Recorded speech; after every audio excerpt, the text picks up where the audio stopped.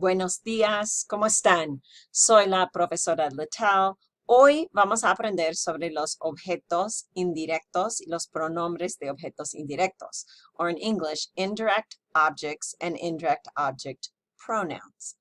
Adelante. So, la definición. The indirect object is who or what receives the direct object most of the time.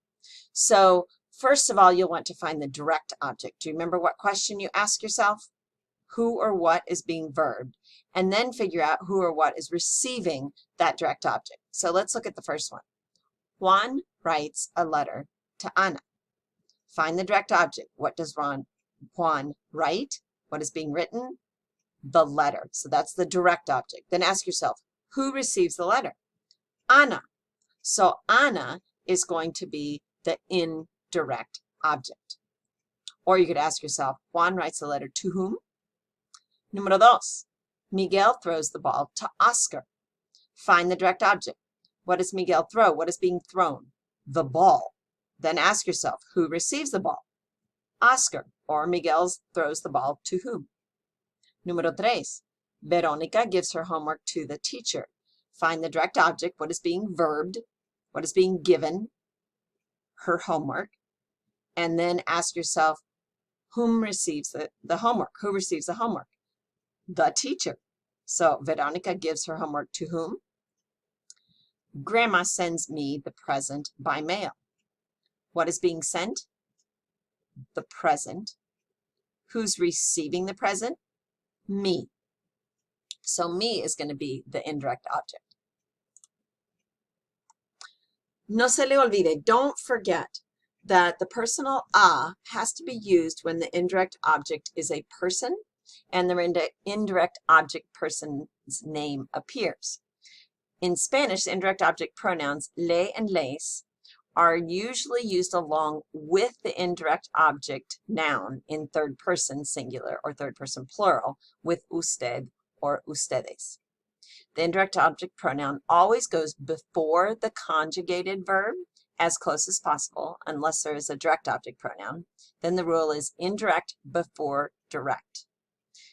The order of sentence parts in Spanish can vary much more than in English and still mean the same thing, although the emphasis of the sentence may be changed. So, Juan writes the letter to Ana. Juan le escribe la carta a Ana. Notice we have le and Ana, because otherwise you wouldn't know who le is, because it could be to him, to her, to it, to you formal. Juan le escribe a Ana la carta. Not as common, but you could still do it this way. Or Ana le escribe Juan la carta. Again, not as common as the first one, but you get the point. The indirect object pronoun always answers the question to whom or for whom. So, mi esposo me prepara la comida. So you have to ask yourself, what is being prepared? Because we're going to find the direct object. La comida, that's the direct object. So, who or what is receiving the direct object? Me. Notice where the me is. It's right before the conjugated verb prepara. Mi hijo le habla a su abuela. Right? Who is being, well, first of all, words are coming out. What is being said? And to whom? Su abuela, the grandmother. Le alimento a mi perro. What is being fed? Food, which isn't there, but you still know it's food. To whom? The dog. Julio les presta dinero a sus amigos. What is being lent? Dinero. To whom? His friends.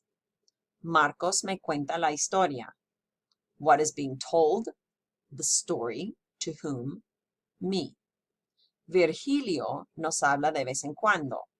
Remember, hablar, some of these verbs, you just know that there's something being said and then it's to someone. That to someone is the indirect object pronoun. So here again, we have what is being spoken, words, to whom, us, nos. So here are the indirect object pronouns, and I also put in the clarifiers or emphasizers. So we have me, te, le, nos, os, les, right? The prepositional phrase starting with the personal a, it's in black italics, is optional, but it is used to clarify or for le and les, or it is to use for emphasis in the others. The indirect object pronouns and pronoun clarifiers that you already know, these are the same ones that go with the gustar and gustar type verbs. So if you're going, I think I've learned these at some point, you're right. And notice how they differ from the direct object pronouns. The direct object pronouns at the bottom are lo, la, los, las, but with the indirect object pronouns, it's le and les. Okay, so we're going to practice. So you can pause the video here, and then you're going to translate the words on the left, and then you come back and check your answers. Miguel throws the ball to Oscar. So we want to say, what does he throw? The ball. That's a direct object. To whom? Oscar. So how would we say this? Miguel le tira la pelota a Oscar. Notice we have the le, but we also have the a Oscar. And that's very common for this le and les. Veronica gives her homework to the teacher. What is she giving? Her homework. Whom is she giving it to? The teacher. Veronica le da su tarea a la profesora. Again, we got the le and the a la profesora. Grandma sends me the present by mail. What's Grandma sending? The present to whom? Me.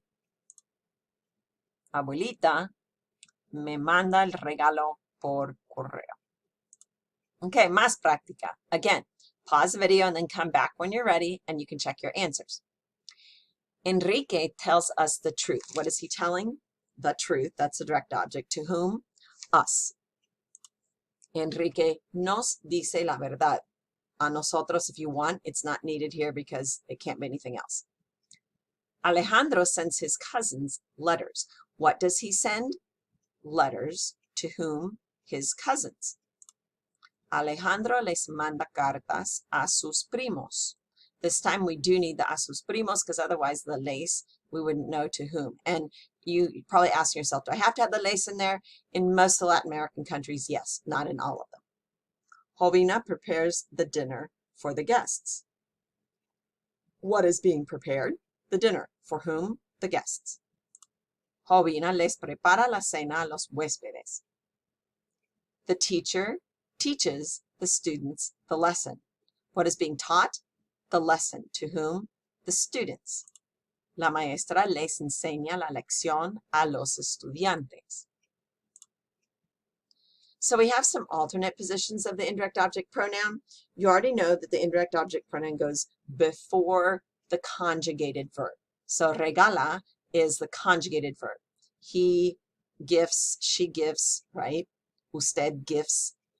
What are you gifting? Flores. To whom? Me. And it goes before the conjugated verb. If you have a gerund, that's the present participle, the verb ing form, or an infinitive, that's the AR, ER, IR ending, the indirect object pronoun can be attached to the end just like with the direct object pronoun. Está hablándole a Juan.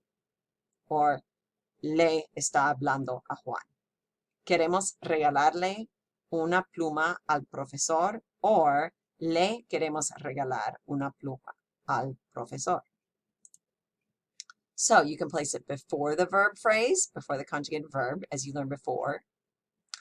In front, Marisol le está hablando a Juan.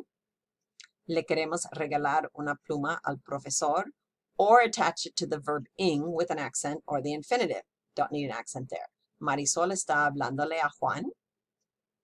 Queremos regalarle una pluma al profesor. Okay, so this is the part that you're going to turn in for credit. You need to answer these questions. You do not have to answer incomplete sentences, but make sure you're answering them correctly. So what is an indirect object? So what question do you ask yourself to find it? Okay, so you need to go through the steps and make sure I know you understand. Número dos, what is unique about the third person with the indirect object pronouns in a sentence?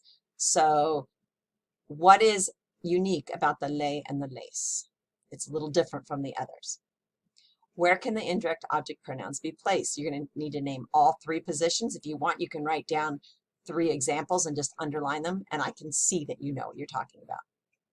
What are the indirect object pronouns? Make sure you name them all, put them in order. And then I want you to write your own unique sentence using an indirect object pronoun. I would like to see it both in Spanish and then the English translation. And make sure you turn it in before the due date.